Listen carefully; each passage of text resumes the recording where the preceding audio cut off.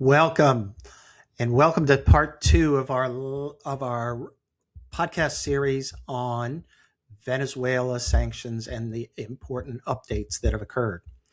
So, in the last part, we talked about all the new general license frameworks. Today, we're going to talk about exactly how to build an operational compliance program that accounts for this.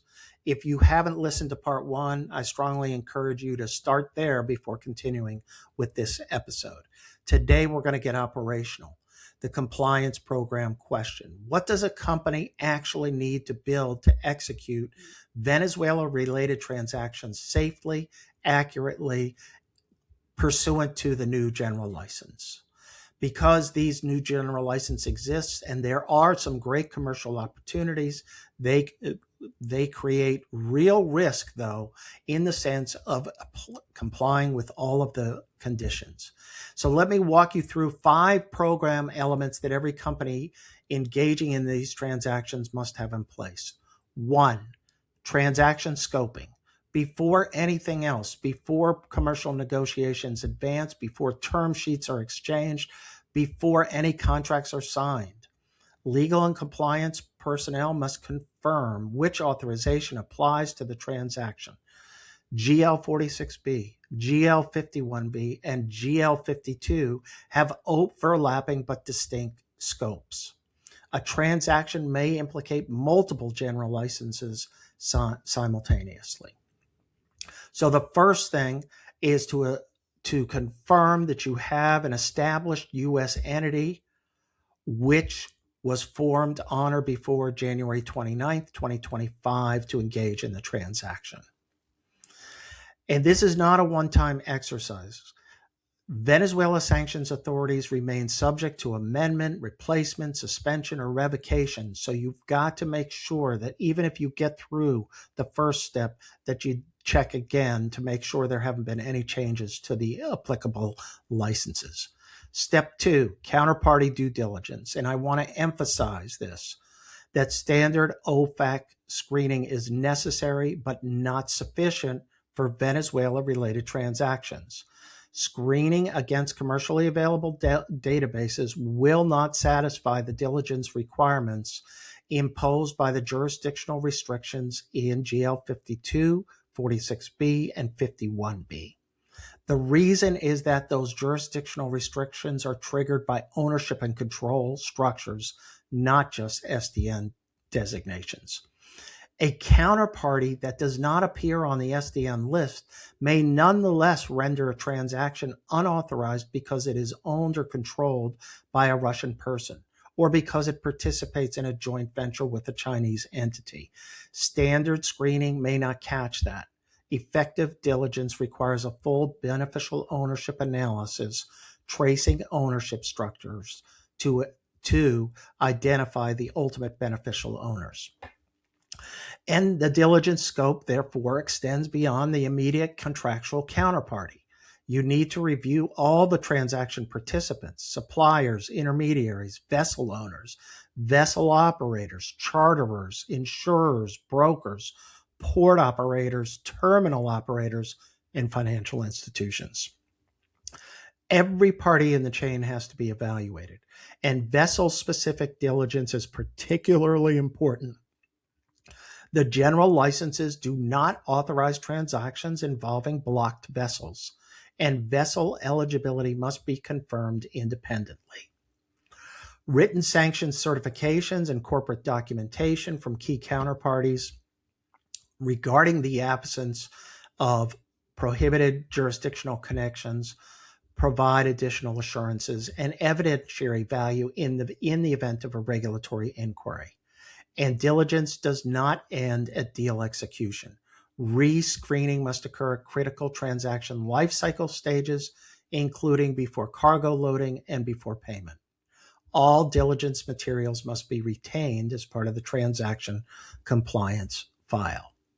Step 3, contract structure. This is where the mandatory conditions of the general licenses translate into specific contractual requirements. As I reviewed in part 1, GL52 requires that contracts with PDVSA or PDVSA-owned entities or the government of Venezuela be governed by U.S. law and provide for dispute resolution in the U.S. They are express conditions of the authorizations. Contracts using foreign governing law or non-U.S. arbitration venues cannot rely on GL 52. So, beyond the mandatory provisions, your contract should incorporate sanctions, representations, and warranties, prohibited ownership and prohibited jurisdictional connections, affirmative compliance covenants requiring prompt notification of ownership changes or sanctions developments, information rights permitting requests for updated compliance documentation through the transaction lifecycle, foreign government deposit fund payment mechanics provisions acknowledging that payments may be routed through U.S. government designated accounts, and robust suspension and termination rights allowing you to exit if the authorization changes, a counterparty becomes sanctioned, or continued performance would create sanctions exposure. The last point, termination rights, is particularly important in regulatory environments where executive orders and general licenses remain subject to revision. Step 4, the FGDF payment procedures, and this is the one that trips companies up most frequently because it requires building a payment process that is completely different from ordinary commercial payment mechanics.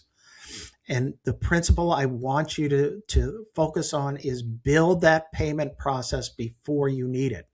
Companies that wait until a payment is due and then begin the submission process will face delays, potential contractual defaults, and a compliance risk that comes with processing payments under time pressure.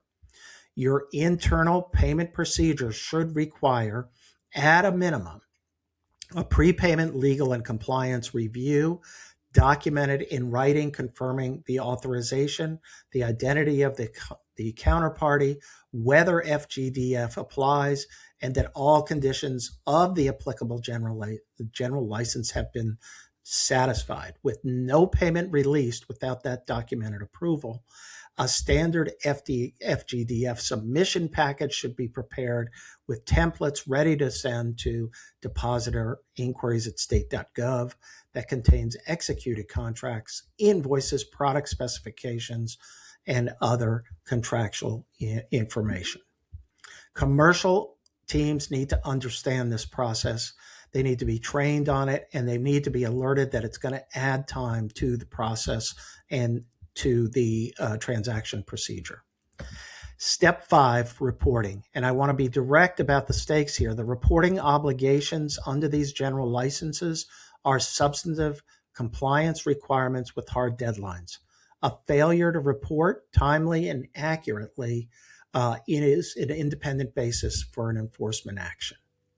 Under GL 52 and GL 46B, initial reports to state and energy are due within 10 days of the first qualifying transaction, with supplemental reports every 90 days while activity continues. Under GL 51B, initial reports to state and Department of the Interior are due within 10 days of the first transaction, with supplemental reports every 30 days, not 90.